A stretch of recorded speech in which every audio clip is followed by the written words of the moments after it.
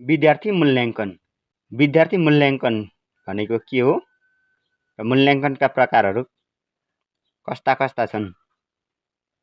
नमस्कार, स्वागत छ यहाँहरूलाई यस नेपाली ज्ञान सागर युट्युब च्यानलमा।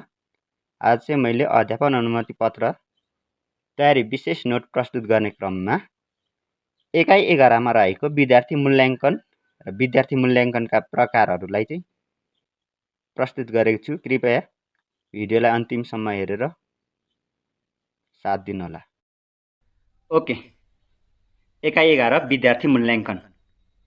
यहाँनिर सुरुमा चाहिँ विद्यार्थी मूल्याङ्कनको बारेमा केही परिभाषाहरू छन् बुदागत रूपमा, कृपया टिप्पणी गर्नुहोला।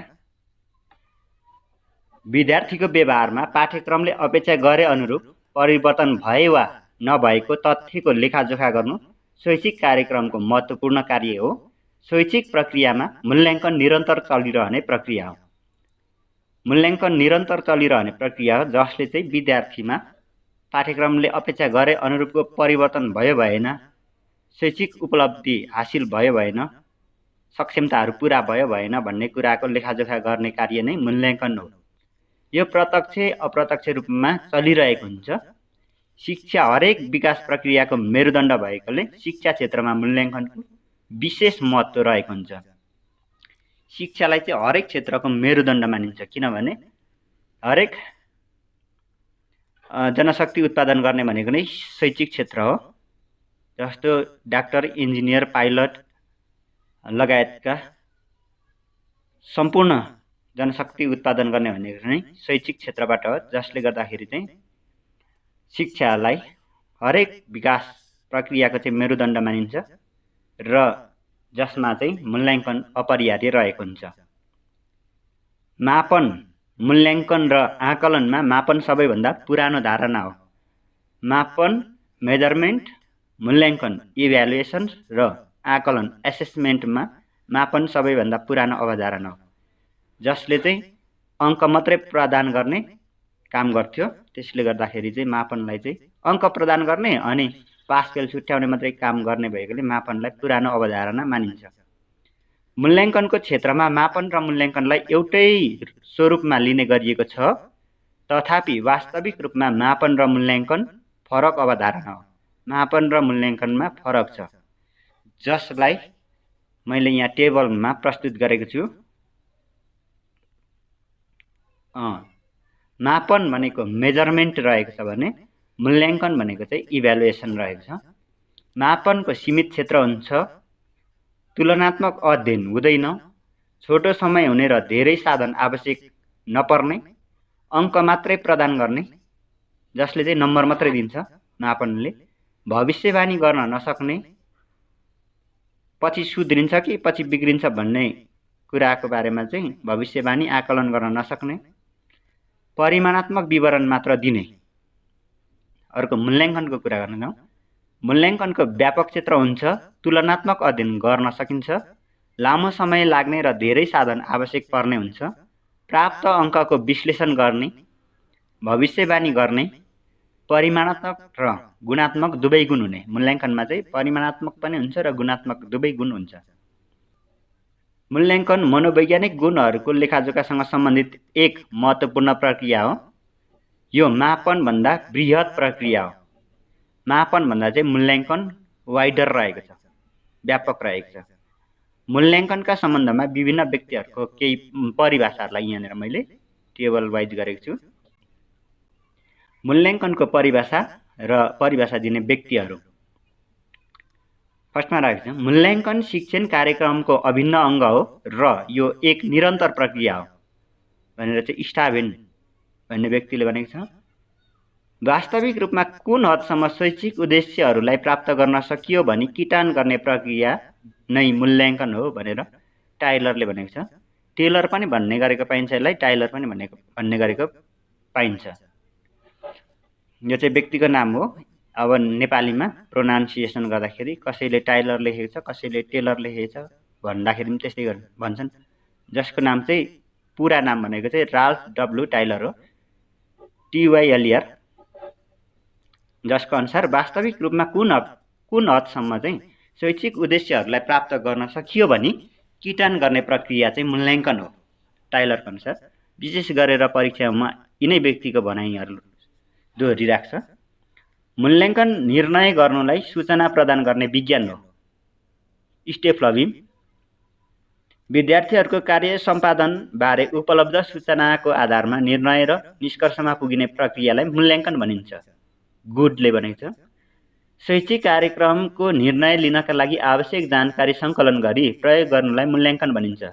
क्रोनब्याक र विद्यार्थीहरूले प्राप्त गरेको शैक्षिक उपलब्धिहरूको मात्रा निश्चित गर्ने एउटा विशिष्ट प्रक्रियालाई मूल्याङ्कन भनिन्छ।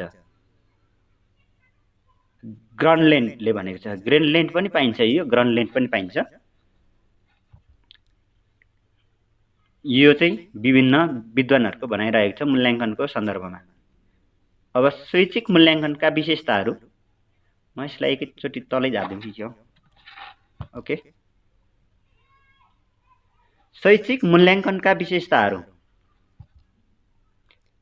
सुरुमा विद्यार्थीको सिकाइ उपलब्धिको लेखाजोखा गर्नु, शैक्षिक कार्यक्रमको प्रभावकारिता जाँच गर्नु, पाठ्यक्रम पाठ्यपुस्तक तथा सन्दर्भ सामग्रीको सान्दर्भिकता पत्ता लगाउनु, शिक्षकको पेशागत विकास कार्यक्रमको प्रभाव आकलन गर्ने र आवश्यकता पहिचान गर्नु, शैक्षिक योजना र नीति निर्देशनको कार्यान्वयन स्थितिको बोध गर्नु, शिक्षण सिकाइ प्रक्रियामा सुधार ल्याउनु, शैक्षिक उद्देश्य प्राप्ति गर्नु चाहिँ मूल्याङ्कनका उद्देश्यहरू रहेका छन्।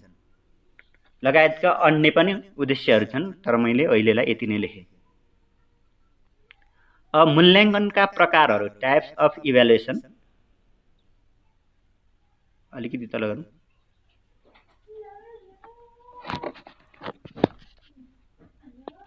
माल्कम स्क्राभेन 1967 का अनुसार दुई प्रकारका मूल्याङ्कन, जो निर्माणात्मक मूल्याङ्कन र निर्णयात्मक मूल्याङ्कन, फर्मेटिभ टेस्ट और evaluation and summative test and evaluation. निर्माणात्मक मूल्याङ्कन चाहिँ फर्मेटिभ हुन्छ, जुन निर्माण गरेको, जसको बारेमा यहाँ कुरा गरौँ। शिक्षण सिकाइमा सुधार ल्याउन पृष्ठपोषण प्रदान गर्नु, क्रियाकलाप सञ्चालन हुँदा निरन्तर चलिरहने, आन्तरिक मूल्याङ्कनको सम्पूर्ण साधनहरूको प्रयोग, शैक्षिक कार्यक्रमहरूको सुधार, औपचारिक र अनौपचारिक दुवै हुने, मूल्याङ्कन कार्यभित्रका व्यक्तिहरूको संलग्नता हुने, बिना योजना सञ्चालन र कम विश्वसनीय, योजना सहित पनि हुन्छ बिना योजना पनि हुन्छ निर्माणात्मक मूल्याङ्कन, र कम विश्वसनीय, निरन्तर मूल्याङ्कन, कक्षा कार्य, त्रैमासिक परीक्षा, एकाइ परीक्षाहरू चाहिँ निर्माणात्मक परीक्षा मूल्याङ्कनको उदाहरणहरू हुन्। अर्को रहेको छ निर्णयात्मक मूल्याङ्कन, समेटिभ टेस्ट इभ्यालुएसन, समेटिभ इभ्यालुएसन। स्तर निर्धारण र प्रमाणपत्रमुखी, पास फेल छुट्याउने र सर्टिफिकेट दिने भन्न खोजिएको हो। यो चाहिँ निर्णयात्मक मूल्याङ्कन। शिक्षण सिकाइ क्रियाकलापको अन्तमा सञ्चालन, बाह्य मूल्याङ्कनमा सीमित साधनको प्रयोग, शैक्षिक कार्यक्रमको प्रमाणीकरण गर्ने, औपचारिक रूपमा मात्र हुने निर्णयात्मक मूल्याङ्कन चाहिँ औपचारिक मात्र हुन्छ। मूल्याङ्कन कार्यक्रम बाहिरको व्यक्तिहरूको संलग्नता, योजनाबद्ध सञ्चालन हुने, उच्च विश्वसनीय हुने। अन्तिम परीक्षा, बाह्य परीक्षा चाहिँ निर्णयात्मक मूल्याङ्कनका उदाहरणहरू हुन्। अर्को मूल्याङ्कनलाई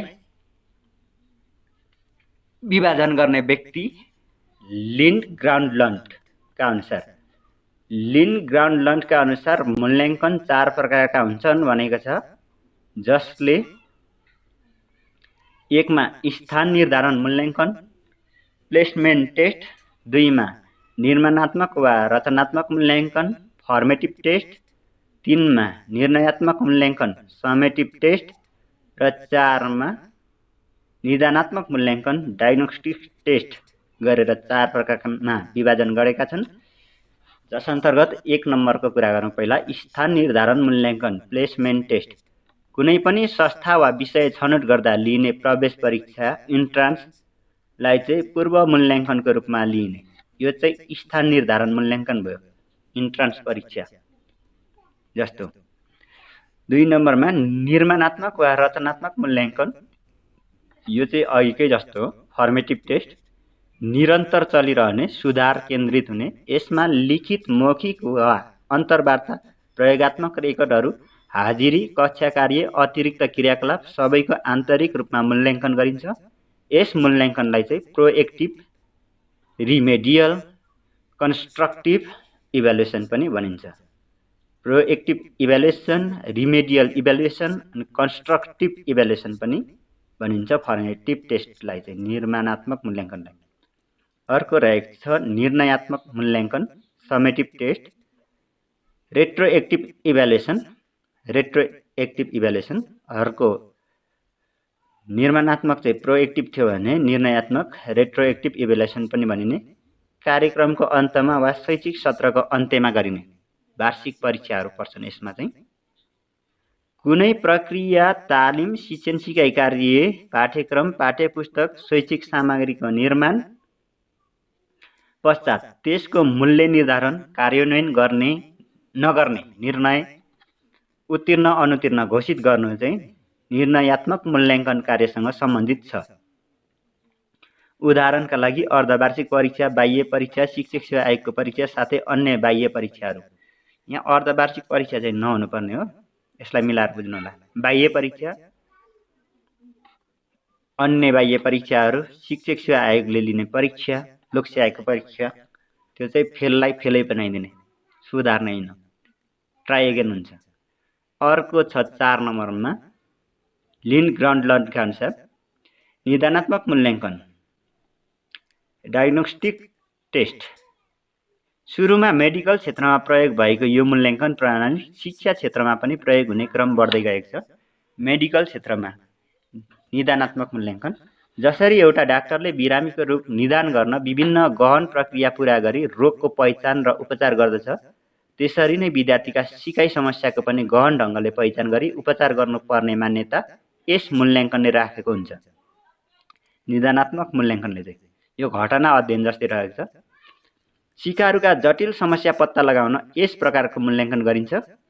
निदानात्मक मूल्याङ्कनका लागि विद्यार्थीहरूको व्यवहारको अवलोकन, अन्तर्वार्ता, व्यक्तिगत अध्ययन, मनोवैज्ञानिक परीक्षा लगायत उपचारात्मक विधिहरूको प्रयोग गर्नुपर्छ।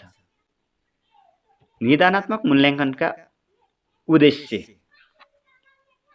निदानात्मक मूल्याङ्कनले चाहिँ के कुरामा विशेष फोकस गरेको हुन्छ? जटिल वा विशिष्ट सिकाइ समस्याका आधारभूत कारण खोजी त्यसको उपचार विधिबाट समाधान गर्न, विद्यार्थीमा हुने कठिनाइको कारण पत्ता लगाई त्यसको निराकरण गर्न, सिकाइ समस्या पहिचान गरी उपचारात्मक शिक्षण गर्न चाहिँ विशेष भूमिका खेल्दछ निदानात्मक मूल्याङ्कनले। यी त भए मूल्याङ्कनका कुरा। अब यहाँनिर परीक्षाको कुरा गरौँ थोरै।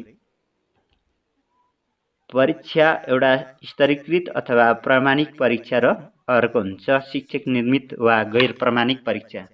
यहाँनिर प्रभावित भएको रहेछ। स्तरीकृत अथवा प्रमाणिक परीक्षा, परीक्षा सञ्चालन प्रक्रिया र उत्तर पुस्तिका, परीक्षण गर्ने विधि पूर्व घोषित र एकै प्रकारको हुने परीक्षा। स्तरीकृत परीक्षा वैधता, विश्वसनीयता, वस्तुनिष्ठता र दक्षता जस्ता गुणहरू हुने, मानकको निर्धारण हुने, योजनाबद्ध रूपमा सञ्चालन गरिने, विषयगत वैधताको कमी हुने, त्यस्तै गरेर विशेषज्ञले निर्माण गरेका प्रश्नहरू समावेश, प्रश्नपत्र निर्माण र परीक्षणमा एकरूपता, जस्तै राष्ट्रिय वा प्रदेश स्तरका परीक्षा, लोकसेवा आयोगको परीक्षा, शिक्षक सेवा आयोगको परीक्षा, कक्षा 10 मा हुने अन्तिम परीक्षा, 12 मा हुने अन्तिम परीक्षा, यिनीहरू चाहिँ स्तरीकृत परीक्षा अन्तर्गत पर्यो। अर्को शिक्षक निर्मित वा गैर प्रमाणिक परीक्षा, कुनै पाठ वा विषयवस्तुको शिक्षणपछि अपेक्षित उपलब्धि मापन गर्न शिक्षकद्वारा सञ्चालन हुने परीक्षा, कम वस्तुनिष्ठ र विश्वसनीय हुने, यसलाई कक्षा कोठाको परीक्षण पनि भनिने, मानक निर्धारण नहुने, बिना योजना पनि सञ्चालन गर्न सकिने, तुलनात्मक रूपमा विश्वसनीयता कम भए पनि विषयगत वैधता भने उच्च हुने, शिक्षक स्वयंले निर्माण गर्ने, प्रश्नपत्र निर्माण र परीक्षणमा एकरूपता कम हुने, जस्तै कक्षामा शिक्षकहरूले लिने एकाइ परीक्षा, साप्ताहिक परीक्षा, यिनीहरू चाहिँ गैर प्रमाणिक परीक्षा भयो अथवा शिक्षक निर्मित परीक्षाको उदाहरणहरू भए। एबेल एन्ड फ्रेस्बीका अनुसार परीक्षा स्तरीकृत हुनका लागि विज्ञको संलग्नता, सञ्चालन र अङ्कन नतिजाको व्याख्यामा एकरूपता र मानक निर्धारण गरिएको हुनुपर्दछ। यो चाहिँ स्तरीकृत परीक्षाको सन्दर्भमा एबेल एन्ड फ्रेस्बीले दिएका धारणा हो। एबेल एन्ड फ्रेस्बीका अनुसार परीक्षा स्तरीकृत हुनका लागि विज्ञको संलग्नता, सञ्चालन र अङ्कन नतिजाको व्याख्यामा एकरूपता र मानक निर्धारण गरिएको हुनुपर्दछ। स्तरीकृत परीक्षालाई मानक प्रासङ्गिक नम रेफरेन्स्ड परीक्षा पनि भनिन्छ। यो भयो परीक्षाको कुरा। अर्को रहेको छ विशिष्टीकरण तालिका निर्माण र उपयोग।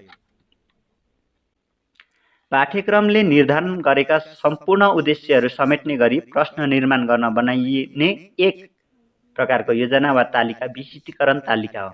पाठ्यक्रमले निर्धारण गरेका सम्पूर्ण उद्देश्यहरू समेट्ने गरी प्रश्न निर्माण गर्न बनाइने एक प्रकारको योजना वा तालिका विशिष्टीकरण तालिका हो। यो चाहिँ राष्ट्रिय पाठ्यक्रम विकास केन्द्रले विकास गर्ने गर्दछ। विशिष्टीकरण तालिका यसमा कुन पाठबाट के, कति, कस्ता, कहाँबाट कुन तहका प्रश्न सोध्ने भन्ने कुराहरू समावेश गरिएको हुन्छ। लामो उत्तर आउने, छोटो उत्तर आउने, बहुवैकल्पिक यस्ता प्रश्नहरू चाहिँ बनाउनका लागि विशिष्टीकरण तालिकाको प्रयोग गर्नुपर्ने हुन्छ। परीक्षाको स्तरीकरण, एकरूपता र वैधताका लागि विशिष्टीकरण तालिकाको महत्त्वपूर्ण भूमिका रहन्छ। यसले विषयवस्तुको वैधता निर्धारण गर्न निर्देशित गर्दछ। विषयवस्तुको वैधता निर्धारण गर्न चाहिँ विशेष निर्देशन दिने काम चाहिँ विशिष्टीकरण तालिकाले दिने गर्दछ। विशिष्टीकरण तालिकाको प्रयोग